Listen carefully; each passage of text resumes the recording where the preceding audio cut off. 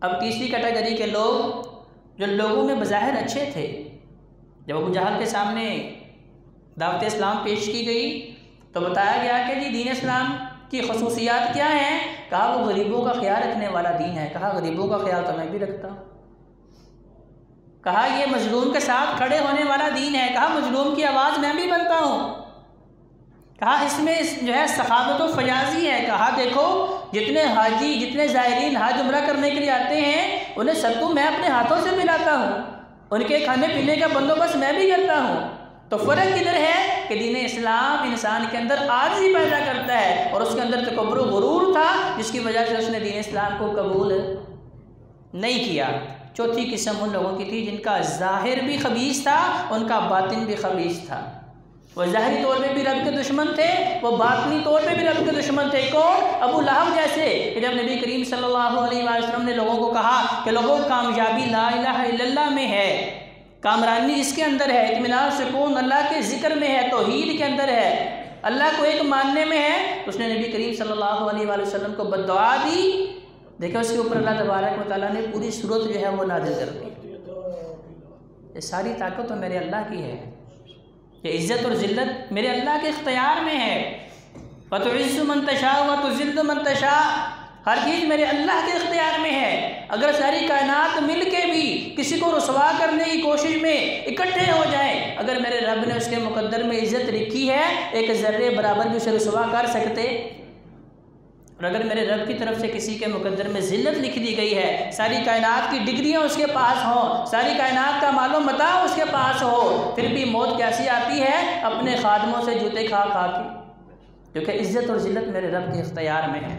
تو ذات جی کا یہ سورۃ البینہ، اس سے پیچھے ہم نے جتنی بھی صورتیں پڑھی سورہ ناس سے لے کے زلزال تک، ان میں یا تو سب سے پہلے توحید کا تذکرہ تھا، کبھی اللہ کو ایک جانو، اللہ کو ایک مانو، یا اس کے بعد جو ہے قیامت کے احوال کا ذکر تھا کہ روز زمین پہ زلزلہ طاری ہوگا اور قبروں سے لوگ زندہ اٹھائے جائیں گے، رب کی عدالت میں پیش کیے جائیں گے، اور رب کی عدالت میں پھر اپنی زندگی کا حساب دینا پڑے گا۔ یہ دو موضوعات تھے۔ آج تیسرا موضوع سورۃ البینہ میں اللہ تبارک و تعالیٰ نے جو بیان فرمایا وہ ہے محبوب پیغمبر علیہ السلام کی رسالت کا، کیونکہ یہ بھی بہت ضروری ہے۔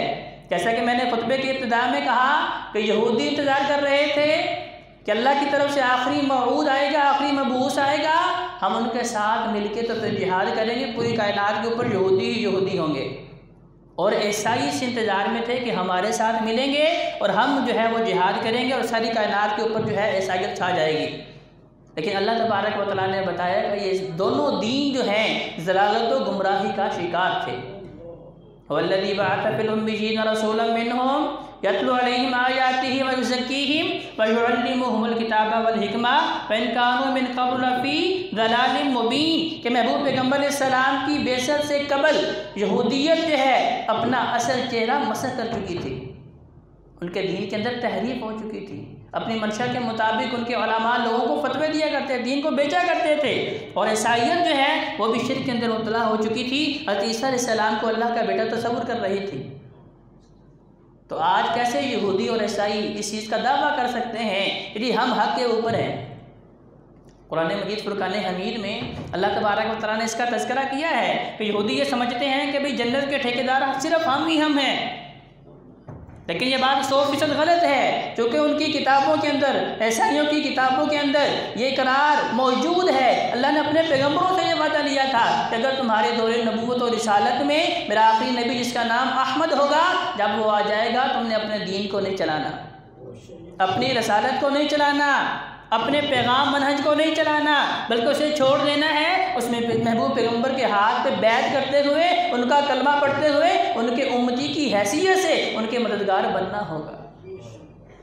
تو اللہ تعالیٰ وقار یہ بہت بڑا پیغام ہے آج ہمارے لیے بھی، کہ اگر ہمارے سامنے قال اللہ و قال رسول کی بات پیش کی جاتی ہے، اللہ اور اس کے رسول کی بات پیش کی جاتی ہے، اور اگر میں اس بات کو نہیں مان رہا صرف اس وجہ سے کہ نحن وجدنا علیہ آباءنا، میرا باپ ایسے کر رہا تھا، میرا دادا ایسے کر رہا تھا، 7 نسلوں تک جو ہے یہی دین چلتا آ رہا تھا، لہذا میں اسے چھوڑ کے نئی بات کو کیسے اختیار کر لوں؟ اس کا مطلب یہ ہے ذات یہ وقار کہ پھر یہود و نصارہ میں اور مجھ میں کوئی فرق نہیں ہے۔ مسلمان کی تعریف ہی کیا ہے؟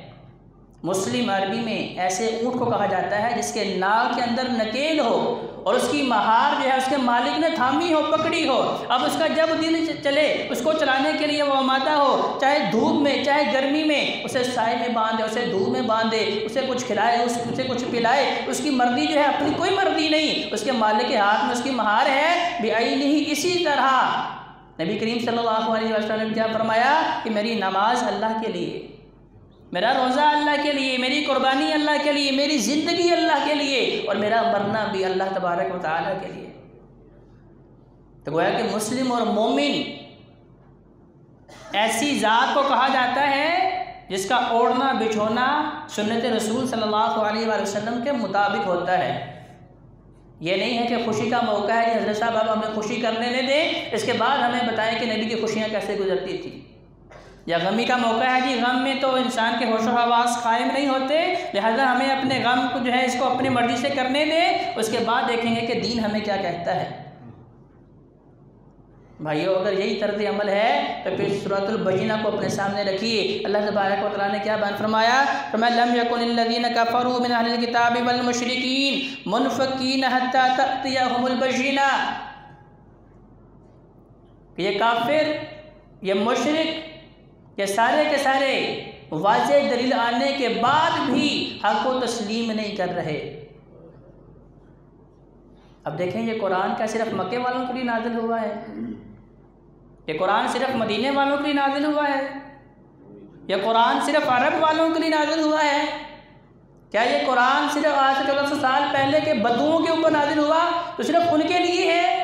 ذات سے بکار نہیں، بلکہ یہ قیامت تک آنے والے تمام انسانوں کے لیے شمع ہدایت ہے۔ اللہ تبارک و تعالیٰ نے قرآن میں فرما دیا لَقَدْ كَانَ لَكُمْ فِي رَسُولِ اللَّهِ أُسْوَةٌ حَسَنَةٌ، اگر تم نے ہدایت پانی ہے، اگر تم نے صراط مستقیم پہ چلنا ہے، اگر تم نے رب کی رضا کو پانا ہے، تو پھر یہ ساری کی ساری چیزیں کہاں ملیں گی؟ محبوب پیغمبر علیہ السلام کی سنت میں ملیں گی۔ اللہ نے بتا دیا حتی تأتیہم البینہ، تمہارے پاس واضح دلیل آ چکی ہے۔ اب یہ بینہ کیا ہے؟ اللہ تبارک و تعالیٰ صرف کتاب نازل کر دیتے آسمان سے، جیسے مشرکین مکہ نے کہا کیا محمد صلی اللہ علیہ وآلہ وسلم ہم آپ کو نبی نہیں مانتے؟ کیسے مان لیں کہ ہمارے سامنے تمہاری پیدائش ہوئی، ہمارے سامنے تمہارا بچپن گزرا، لڑکپن گزرا، جوانی گزری، اب 40 سالوں کے بعد تم کہتے ہو میں تمہارا نبی ہوں، مجھے اللہ کا نبی و رسول مان لو؟ ہم کیسے مان لیں؟ نہیں مانتے۔ ان کا سوال یہ تھا، ان کا مطالبہ یہ تھا کہ آسمان سے کوئی فرشتہ نازل ہو، کوئی اور مخلوق نازل ہو، ہاتھ میں آسمانی کتاب پکڑی ہو، وہ آگے ہمیں بتائے کہ یہ رب کا پیغام ہے، اسے مان لو، اس کے اوپر عمل کر لو۔ لیکن اللہ تبارک و تعالیٰ کی ہر چیز کے اندر جو ہے وہ بے شمار حکمتیں موجود ہوتی ہیں۔ اگر اللہ تعالیٰ فرشتے کو نازل کر دیتے، اللہ کے لیے تو کوئی مشکل نہیں تھا۔ وہی لے کے کون آ رہا تھا؟ جبریل امین آ رہے تھے۔ تو اللہ کی طرف سے جو ہے بے شمار فرشتے زمین پہ اترتے رہتے ہیں اللہ کے حکم کے مطابق۔ میرے رب کے لیے مشکل نہیں تھا، لیکن مشکل تھا پھر انسانوں کے لیے، ایسے انسانوں کے لیے جنہوں نے اللہ کی بات کو نہیں ماننا تھا، پھر اگلا عذر پیش کرنا تھا۔ اللہ یہ تو 5 نمازیں پڑھتے ہیں کیونکہ انہوں نے تو کھانا پینا نہیں، ہم 5 نمازیں کیسے پڑھ سکتے ہیں؟ انہیں تو نیند نہیں آتی، یا مصلی پہ کھڑ جاتے ہیں، تہجد پڑھتے رہتے ہیں، ہماری تو نیند پوری نہیں ہوتی۔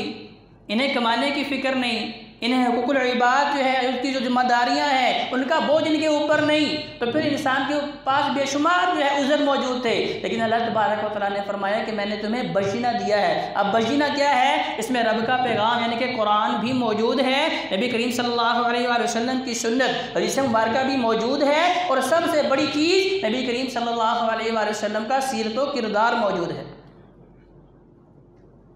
یہ عذر انسان پیش نہیں کر سکتا کہ نہیں جی یہ تو بڑا مشکل دین ہے، یہ تو بڑا مشقت والا معاملہ ہے، میں کیسے کر سکتا ہوں؟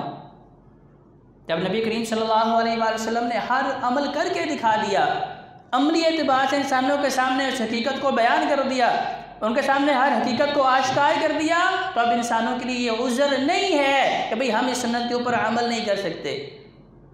کیونکہ صحابہ کرام رضوان اللہ علیہ مجمعین اس صورت کے اینڈ پہ اللہ تعالیٰ نے بتایا ہے کہ رب ان کے اوپر راضی کیسے ہوا ہے؟ انہوں نے نبی کریم صلی اللہ علیہ وآلہ وسلم کی سنت کو اوڑھنا بچھونا بنایا، انہوں نے قرآن کو اور نبی علیہ السلام کے فرمان کے مطابق اپنی خوشی غمی گزاری ہے، انہوں نے اس کے مطابق اپنے سارے معاملات دیکھے ہیں۔ ہم نے دین اسلام کو صرف اور صرف نماز اور رمضان کے ساتھ مخصوص کر دیا، باقی سارے معاملات میں نے اپنی مرضی کے مطابق کرنے۔ کہتے جی بکار یہی سب سے بڑی خرابی ہے، یہی سب سے بڑی بدبختی ہے۔ آپ نے کاروبار سیکھنا ہے، نبی کریم صلی اللہ علیہ وآلہ وسلم سے پوچھئے، نبی کریم صلی اللہ علیہ وآلہ وسلم کی سیرت سے پوچھئے۔ آپ نے معیشت، معاشرت، اخلاق، کردار، حقوق العباد، حقوق اللہ، جتنے بھی معاملات ہیں انفرادی ہیں یا اجتماعی ہیں، جتنے بھی معاملات ہیں نبی کریم صلی اللہ علیہ وآلہ وسلم نے عملی اعتبار سے سارے کام کر کے دکھا دی۔ آقا علیہ السلام نے نمازیں پڑھی، روزے رکھے اور روزے کی حالت میں جہاد بھی کیا، صحابہ کے ساتھ مزدوریاں بھی کی، مسجد نبوی بنانے میں، خندق کھودنے میں، اتنے شدید معاملات دیکھے، کئی دن کی بھوک پیاس برداشت کر کے بتایا کہ میں تمہارے جیسا انسان ہوں، لہذا اگر دین پہ چلنا مشکل ہے تو دیکھو میں تمہارے سامنے چل کے اپنے رب کی رضا کو حاصل کر رہا ہوں۔ تو لہذا جاتے جی وقار اللہ تبارک و تعالیٰ نے بتایا کہ اطاعت قبول کرنے سے بعض کون لوگ رہ رہے ہیں؟ جو مشرک ہیں، اپنے آپ کو اہل کتاب بھی سمجھتے ہیں، جیسے یہودی تھے، عیسائی تھے۔ جب نبی کریم صلی اللہ علیہ وآلہ وسلم نے بتایا کہ میں رب کا نبی ہوں، اللہ کی طرف سے مجھے تمہارے اوپر جو ہے معلم بنا کے بھیجا گیا ہے، انہوں نے کہا نہیں ہم تو نہیں مانیں گے۔ کیوں؟ ان کے اندر صرف اور صرف تکبر و غرور آ گیا کہ بھئی یہ اسحاق کی لڑی سے کیوں نہیں آئے۔ یہودیوں نے اس بات سے انکار کر دیا، نشانیاں ساری دیکھیں۔ عبداللہ ابن سلام یہودیوں کے سب سے بڑے امام تھے مدینہ کے اندر۔ جب انہوں نے تورات، زبور، انجیل کی صورت میں نبی کریم صلی اللہ علیہ وآلہ وسلم کی سیرت و کردار میں ساری نشانیاں پوری کر لی، دین اسلام قبول کر لیا، کہا یا رسول اللہ اب میں آپ کو بتاتا ہوں کہ یہودی ہوتے کیسے ہیں۔ ایک پردے کی اوڑ میں بیٹھ گئے، کہا بلائیں یہودیوں کے بڑے بڑے چند لوگوں کو اور ان سے پوچھیں کہ عبداللہ ابن سلام کا تمہارے اندر مقام و مرتبہ کیا ہے۔ اب یہودیوں کا طرز عمل بھی دیکھیے اور ذرا اپنے گربان میں بھی جھانک کے دیکھیے گا کہ کہیں یہ بیماری ہمارے اندر بھی تو موجود نہیں ہے۔ نبی علیہ السلام نے چند بڑے بڑے کبار یہودی بلائے، عبداللہ ابن سلام پردے کی اوڑ میں بیٹھے ہوئے ہیں، کہا بتاؤ تمہارے اندر عبداللہ ابن سلام کا مقام کیا ہے۔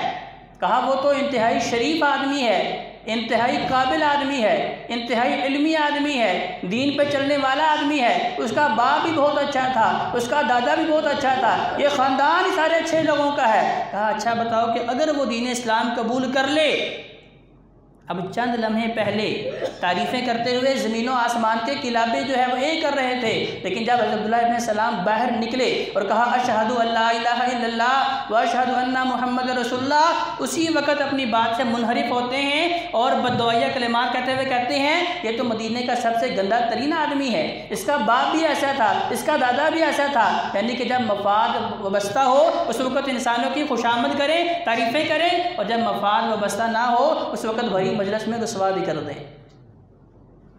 کیا یہ بیماری ہمارے اندر بھی موجود نہیں ہے؟ عبداللہ ابن سلام نے بتایا رسول اللہ یہ ہے یہودیوں کا اصل چہرہ